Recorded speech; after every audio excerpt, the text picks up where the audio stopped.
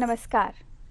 उज्जवल भविष्य निर्माण हेतु हमारे विशेष कार्यक्रम उच्च शिक्षा परिचय में मैं मोनिका शर्मा आप सभी दर्शकों का स्वागत करती हूँ। फिजियोथेरेपी की जानकारी प्राप्त करने के लिए आज हमारे बीच उपस्थित हैं डॉक्टर मुकेश कुमार, जो सुभारती यूनिवर्सिटी के फिजियोथेरेपी कॉलेज के वाइस प्रिंसिपल हैं। तो आइए स्वागत करते हैं डॉक्टर मुकेश का। नमस्कार सर। नमस्कार। हमारे शो में आपका स्वागत है।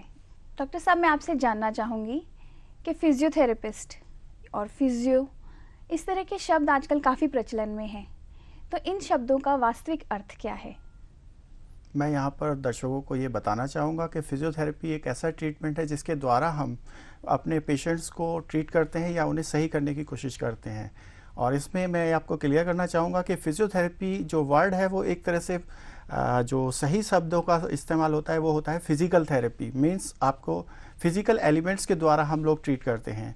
जिस तरह की कोई शरीर में हमारी कोई कमी आती है या कुछ को हम कुछ विशेष मशीनों के द्वारा हम इलाज करते हैं, उनको एक्सरसाइजेस प्रोवाइड कराते हैं जिससे कि पेशेंट को इसमें पेन में काफ़ी कमी हो जाती है और वो पहले की तरह पूरी तरह से सही हो जाता है।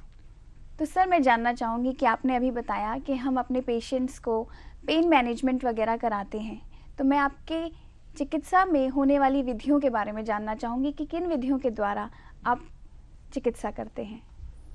फिजियोथेरेपी में बेसिकली हम लोग पहले जो पेशेंट हमारे पास आता है, हम पहले उसको असेस करते हैं कि उसको पेन कितना है, किस सीवियरिटी से पेन है।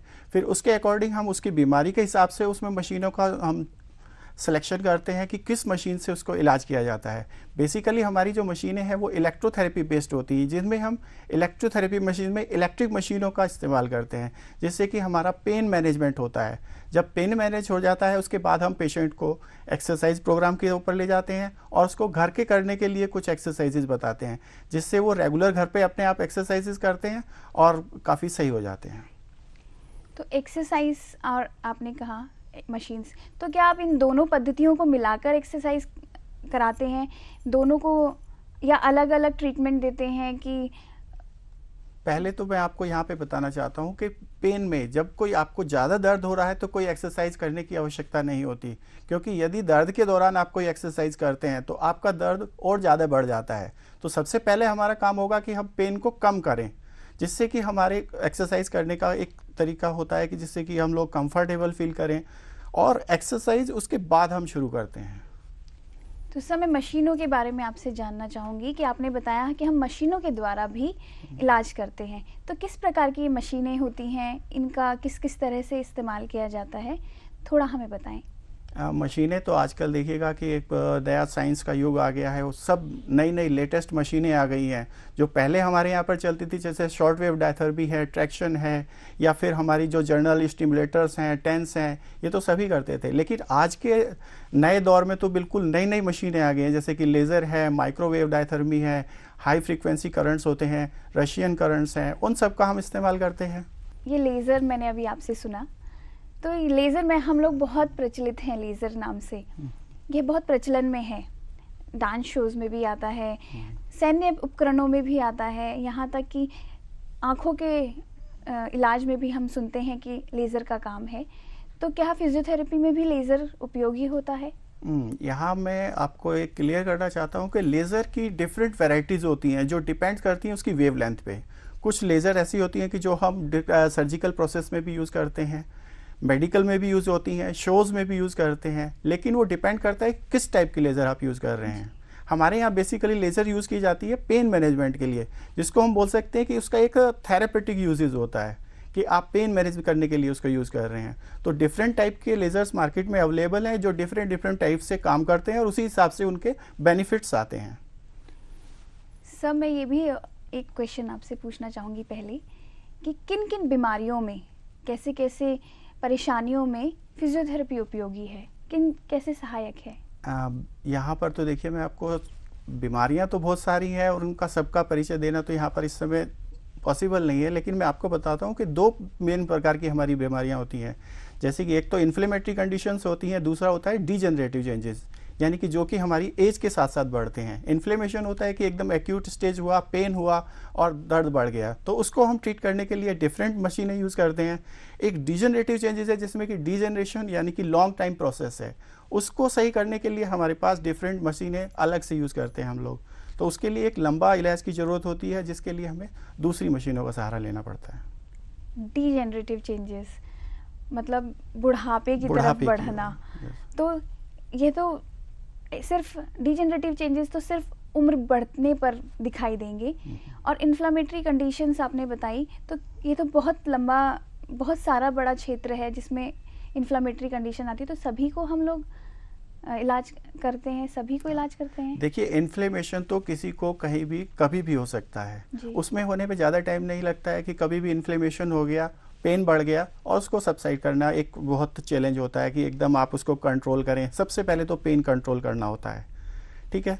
डिजेनरेटिव चेंजेस ऐसा है कि आपको धीरे धीरे बढ़ती हैं, पहले बढ़ेगा, फिर उसमें जो है चेंजेस आने हैं, फिर डिफॉर्मिटीज़ आएंगे, तो आपको पेन भी मैनेज करना है, डिफॉर्मिटीज़ को भी रोकना है, और आगे ना हो उसके लिए भी उसको ट्रीटमेंट घर के लिए बताना है। जी डॉक्टर साहब, मैं एक बात और कंफ्यूज होती जा रही हूँ कि हम जिम में एक्सरसाइज करते हैं, हम योगा करते हैं, तो और फिजियोथेरेपी आप बताते हैं, तो इन तीनों तरह की एक्सरसाइजेज में कुछ अंतर है या ये सभी एक जैसी एक्सरसाइजेज कराते हैं? देखिए, मैं आपको यहाँ पर बताना चाहूँगा कि जिम में जब हम लोग एक्सरसाइज करने के लिए जाते हैं तो वो एक बॉडी बिल्डिंग यानी कि एक तरह से हम फिटनेस प्रोग्राम है।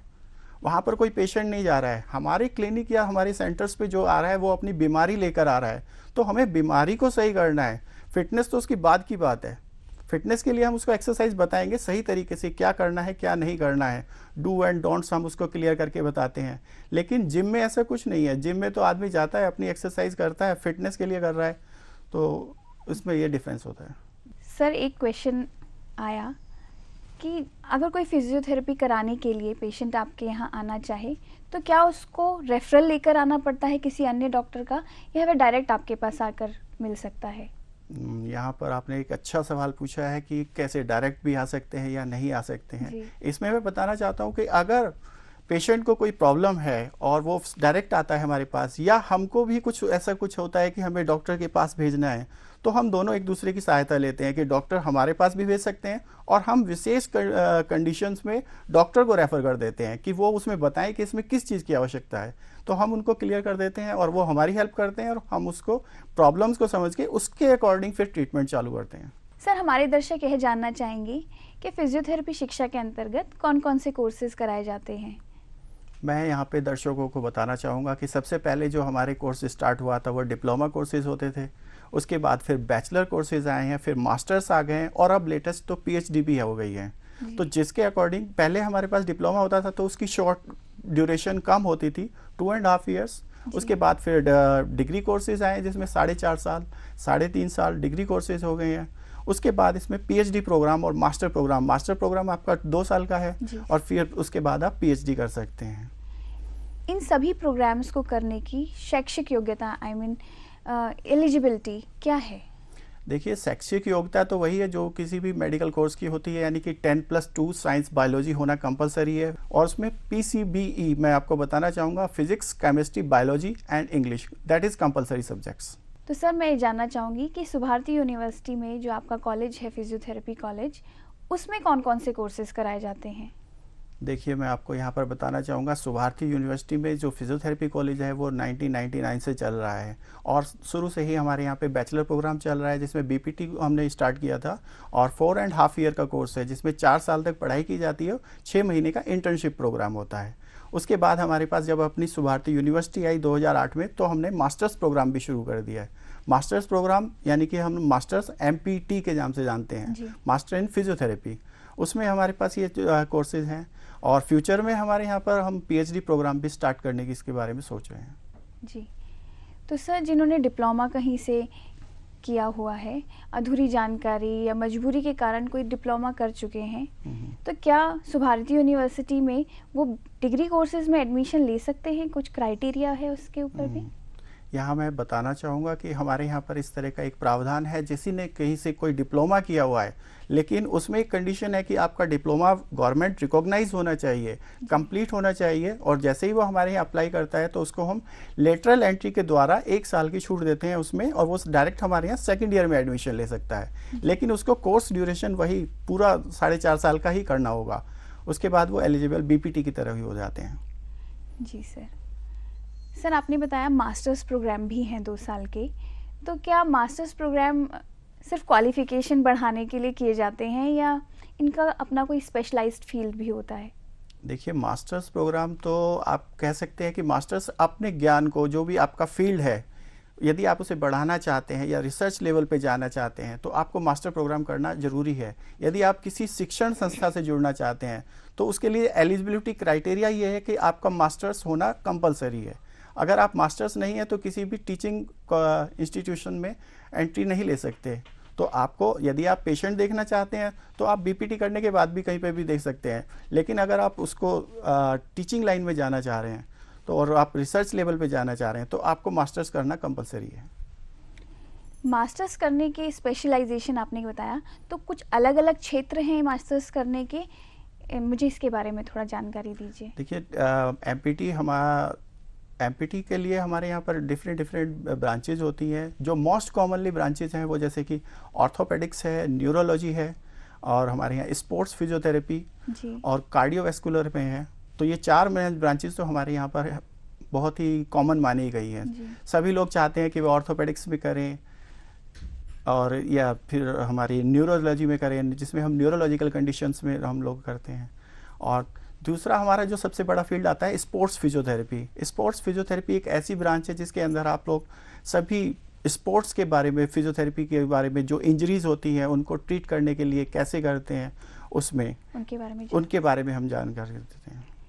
तो सर, एक ऑर्थोपेडिक्स हो गए, एक न्यूरो, एक कार्डियो आपने बताया, और एक स्पोर्ट्स। तो इन सभी कोर्सेज को करने से, जो स्पेशलाइजेशन करने से, तो इनका कार्य क्षेत्र छोटा नहीं हो गया, सीमित नहीं हो गया, या क्या कहेंगे आप इस बारे में? मैं आपको यहाँ पे क्लियर करना चाहूँगा कि मास्टर्स करने से कभी भी कार्य क्षेत्र कम नहीं हो जाता, क्योंकि बेसिकली जो वो जानकारियाँ बीपीटी लेवल पे ले चुका है या ग्रेजुएशन में उसने किया है, वो सब चीज़ें तो उसे आती हैं। अगर वो मास्टर्स कर लेता है तो वो और भी ज़्यादा इसमें एक्सपर्ट हो जाता है, उसके पास एक फील्ड आ जाता है जिससे कि उससे जुड़े हुए लोग काफ़ी उससे जुड़ जाते हैं। जी, हमारे आसपास बहुत सारे फिजियोथेरेपी कॉलेजेस अभी चल रहे हैं। सुभारती यूनिवर्सिटी से ही ये कोर्स करने के मैं लाभ जानना चाहूँगी। मैं आपको बताना चाहूँगा कि आज की डेट में प्राइवेटाइजेशन होने के कारण शिक्षा का सब जगह छोटे छोटे कॉलेजेस खुल गए हैं। जहाँ भी आप देखेंगे एक कॉलेज है, कोई छोटे छोटे कमरों में चल रहे हैं, उनके पास बिल्डिंग नहीं है, अपने पास कोई एक्सपोजर के लिए कोई फैकल्टी नहीं है, और या फिर कोई उनके पास अपना मेडिकल कॉलेज या हॉस्पिटल नहीं है जहाँ पर वो उनको ट्रेन कर सकें। मैं सुभारती के बारे में आपको बताना चाहूँगा कि हमारे सुभारती के अंदर एक जिसे कहते हैं वेल इक्विप्ड और बहुत ही अच्छा एक हॉस्पिटल, जिसमें 1100 बेडेड की सुविधा है बच्चों को ट्रेनिंग देने के लिए। और हमारे यहाँ जितनी भी टीचिंग होती है, मेडिकल कॉलेज की टीचिंग जो होती है, जो बेसिक होते हैं हमारी एनाटमी, फिजियोलॉजी, ये सारे सब्जेक्ट्स हमारे मेडिकल कॉलेज के वेल क्वालिफाइड प्रोफेसर्स के द्वारा होती है। सर, मैं यहाँ से आपको आपके थोड़ा पीछे ले जाना चाहूँगी।